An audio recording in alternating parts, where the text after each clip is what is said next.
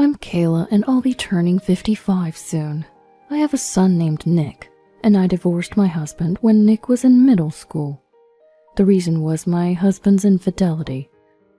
Since then, it's just been Nick and I, but now he's married and I live with him and his wife. My daughter-in-law, Nora, is a very beautiful woman. Initially, I had a very good impression of her, but after living together, her true colors showed. She stays at home as a homemaker, but she doesn't do anything that resembles homemaking. She leaves everything to me, and if I ever ask for help, she turns vicious, which is hard to imagine, given her pretty face, and I've often been on the receiving end of her abuse. I wouldn't mind as much if I were just a homemaker, but since I work, there are days when I'm so tired that I wish for help. Nick has seen the way things are between his wife and I. He's asked her to help around the house, but after being verbally abused just like me, he gave up. Seeing all this, I resigned myself to endure without saying anything, but then one day, everything changed. Kayla. As the summer passed and the weather began to cool, I had a day off from work and was at home when I heard Nora's voice calling me. Usually it sounded sarcastic, but that day it seemed frail. Wondering what it was, I stopped my chores and peeked into the couple's bedroom. There I saw Nora, pale-faced and about to fall off the bed. What's wrong? I rushed to Nora, touching her hand to check on her. Her hand was chillingly cold, with a pulse that felt slightly fast. She didn't seem to be in a healthy state. Thinking it might be a cold, I touched her forehead, but it wasn't hot. Are you okay? What's wrong? I leaned over her listless body and asked. In a faint voice, she barely replied. My stomach hurts so bad, she said, rubbing her lower abdomen. I thought it might be severe menstrual pain, but when I asked if she had any other symptoms, she mentioned that she had been experiencing diarrhea for a few days, sometimes with blood. I wondered if it could be hemorrhoids, but it seemed unlikely that just hemorrhoids would cause such a severe condition. I decided to take her to urgent care despite the uncertainty. Urgent care seems excessive. Water will be fine. I told her that we needed to go to the urgent care immediately, and although she looked annoyed, her voice still sounded in pain. I was frustrated with her reluctance, but I forced her into the car and drove to urgent care. I informed Nick, telling him we were at the urgent care clinic, and he said he would come by after work, so we waited for him.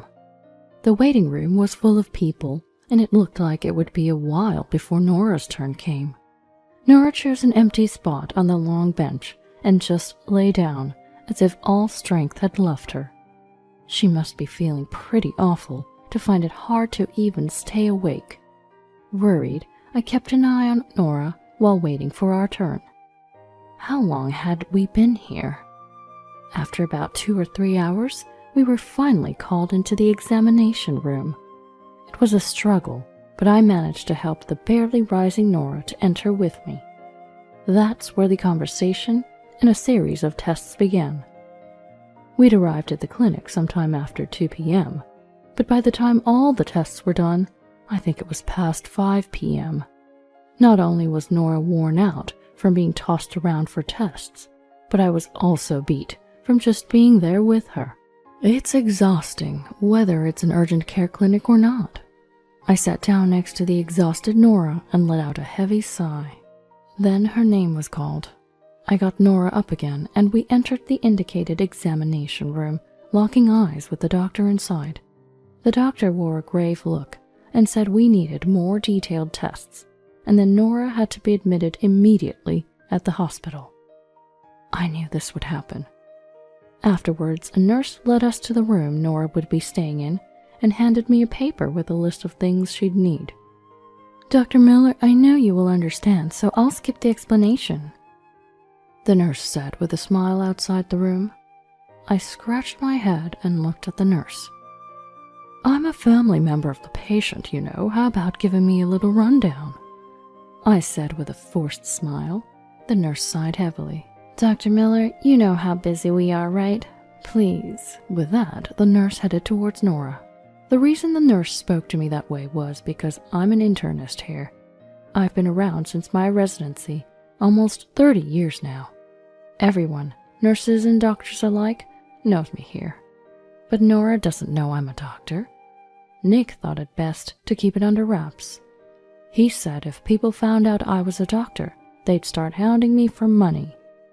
Nick, who's also a doctor, says we're not short on money, but he thinks I'm underestimating Nora.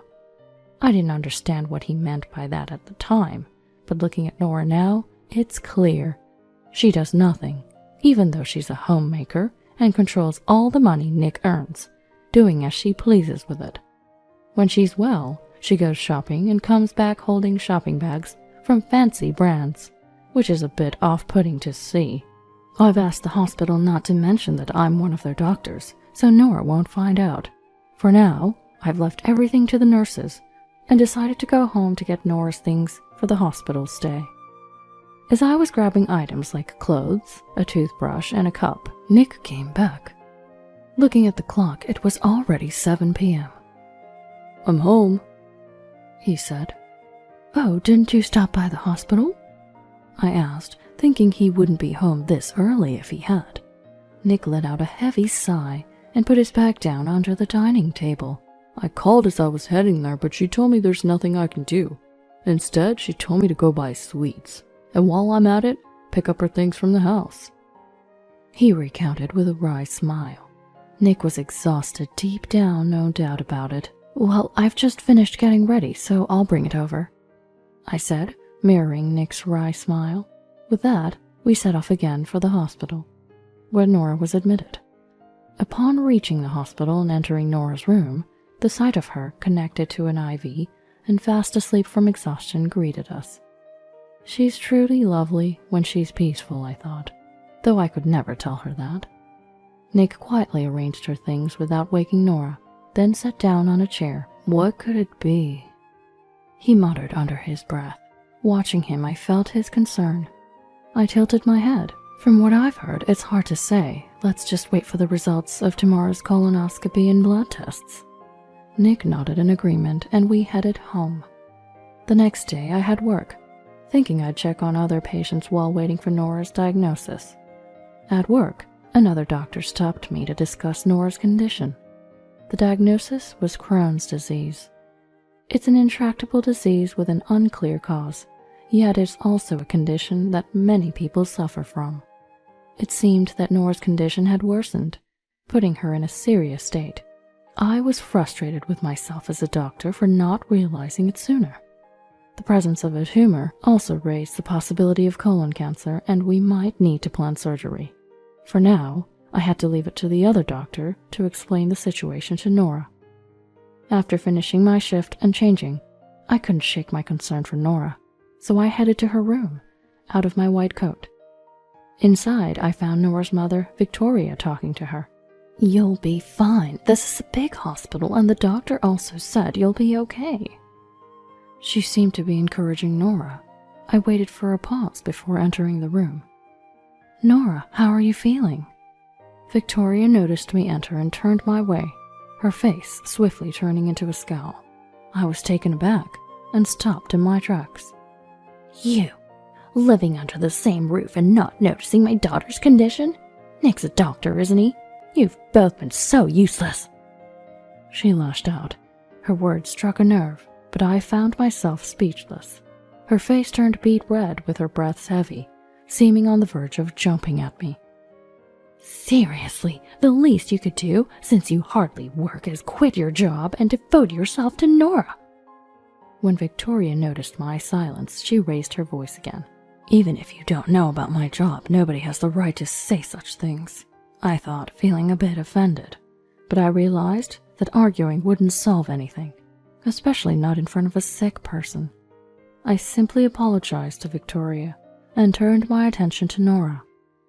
Nora seemed to be in a better condition than yesterday. At least her complexion was not poor. However, she looked at me with displeasure. "You seem much better than yesterday," I said with a smile as I approached her, but Nora turned her face away. Ugh, seeing your face, Kayla, is making me feel sick. Yeah, nobody likes a meager older lady around. Let's send her home. It was clear they didn't care for me at all. Victoria, trying to soothe Nora, who looked ready to curse me out, made me stop approaching any further. I'm sorry then, I'll be leaving now.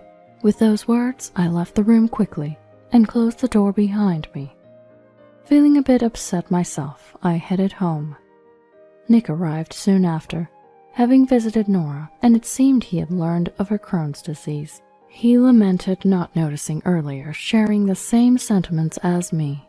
There's nothing we can do about it now. Let's focus on treatment and support her as much as we can, I said to Nick, trying to lift his spirits. He nodded quietly. Yeah, though he seemed unconvinced. Nora began treatment that day, but for some reason, she didn't agree to surgery, opting for medication instead. The doctor mentioned the tumor was rather large and recommended immediate surgery, but she was adamant about not undergoing the procedure. So they turned to me for persuasion, but someone who seldom heeds my advice is unlikely to start now. Despite my hesitation, I've decided to visit Nora again after work. Nora, may I come in? I knocked on the hospital room door and called out to Nora, but there was no answer. After waiting a few seconds, I opened the door slowly and saw Nora watching TV. How are you feeling? I sat down in the chair next to her and asked. Nora didn't look at me or say a word, just kept watching the TV. Wondering what to do next, I continued the conversation. I spoke with your doctor earlier. They say you're refusing surgery? They seem to think it's urgent. Is there a reason you don't want it? It's none of your business. I expected such a response. I could back down, but as a doctor, and as Nick's mother, I couldn't.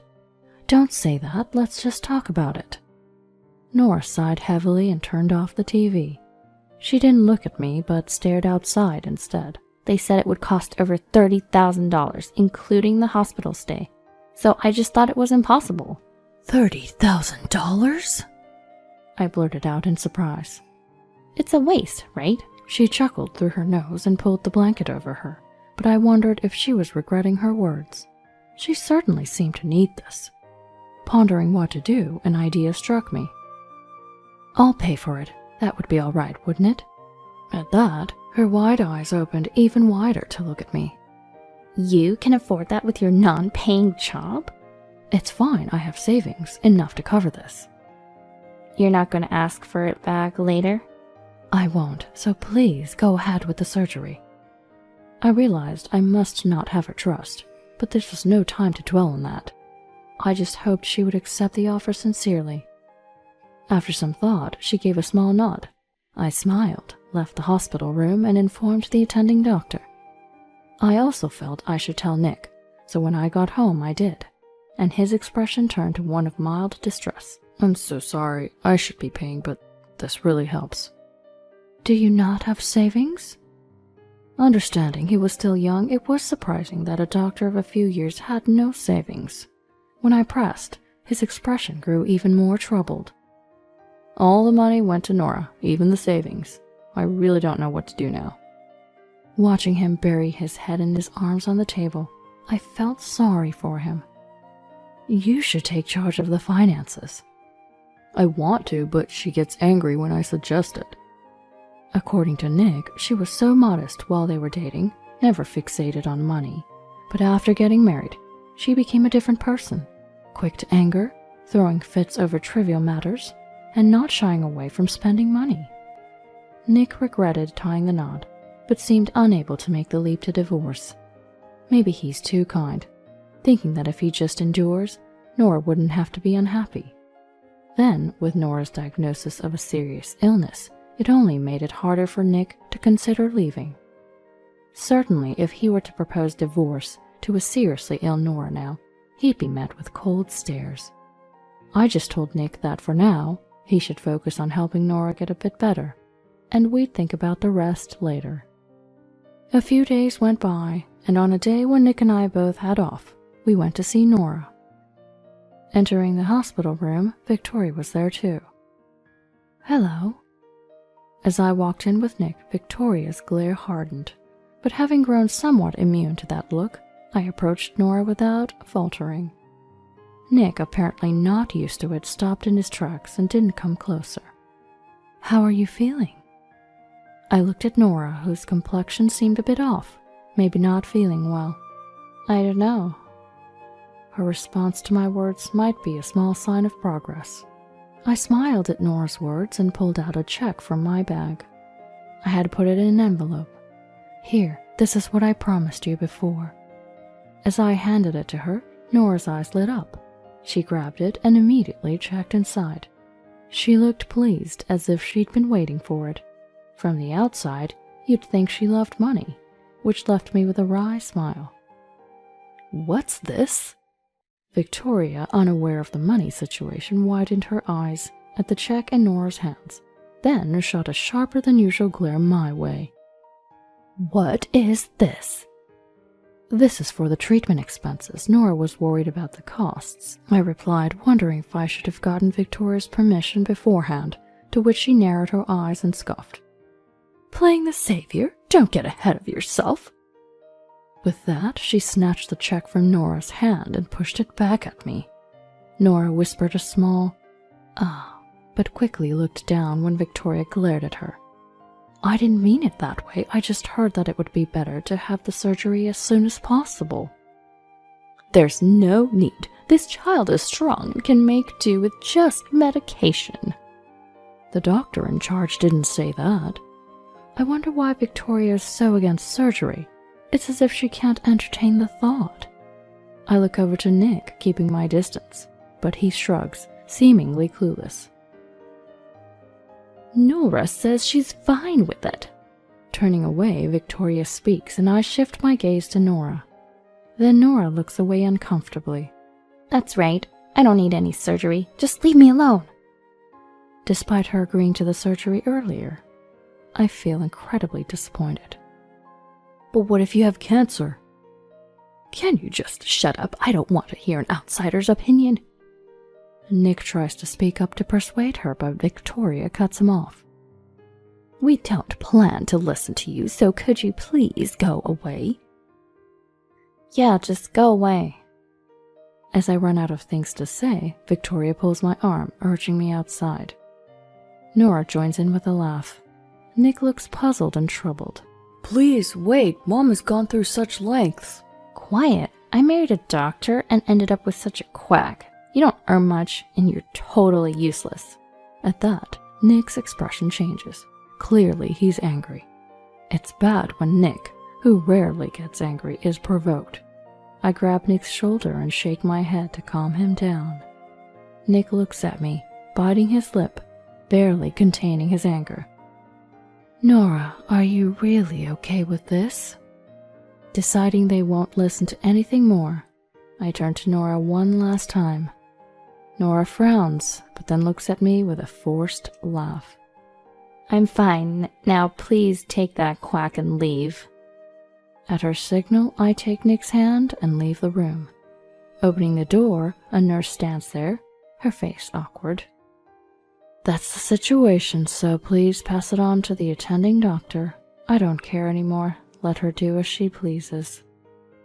I tell the frozen nurse, who can only nod slightly. Then I urge Nick to go home, and after that, I head to the director's office to convey something before returning home. Back home, Nick sits at the dining table, not moving, his face full of frustration. Why not just divorce? There's no need to stay after being told off like that. Nora's words had struck a chord with me too. I'm a doctor, but before that, I'm Nick's mother. I can't stay silent after being disparaged by Nora and Victoria, but still. Yet he seems undecided, his hand on the table gripping tightly, trembling slightly. "It's your decision, but I'm done living with that girl. You can have this house, I'll move out." Upon hearing this, Nick, who had been looking down, looks up in surprise. "What are you talking about? This is your house." "It's fine. I just resigned too. I'll find a calmer place to work."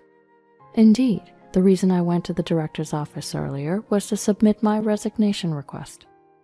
I had been waiting for the right moment to leave my current hospital for some time. Having worked there for many years in a general hospital setting, it had become too much for me to keep up. So I thought about continuing my practice in a more settled place, but the opportunity had been elusive, making this the perfect time. Wait a second, you can't just decide that so easily. It must have been sudden for Nick. I smiled at Nick, who looked anxious. It's something I've thought about for a long time. It's okay. It's the right moment. At that, Nick seemed to be at a loss for words, looking down again.